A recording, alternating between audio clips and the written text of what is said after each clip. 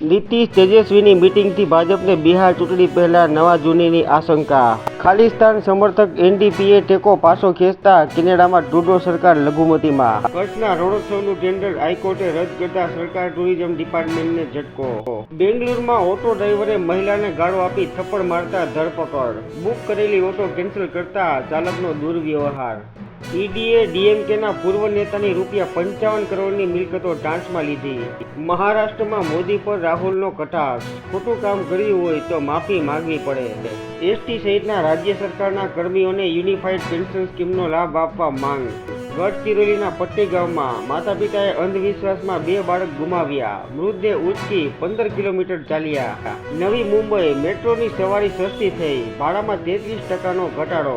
રાષ્ટ્રીય સુરક્ષા અને ગુનાખોરી ડામવા માટે કંડલા પોર્ટ આસપાસ 200 એકર જમીન ઉપર પથરાયેલા 600થી વધુ દબાણો હટાવાયા।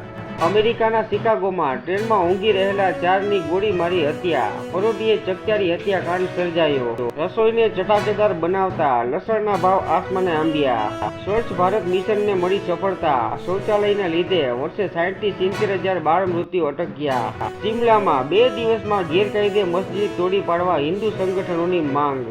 તેલંગાણામાં 2 મહિલા સહિત 6 નક્સલી ઠાર।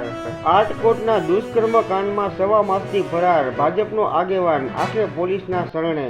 બળાત્કારી રામ રહીમના ખાસ જેલરને સાંગવાન પરથી ટિકિટ, દંગલગર બબીતા ફોગાટની ટિકિટ કપાઈ।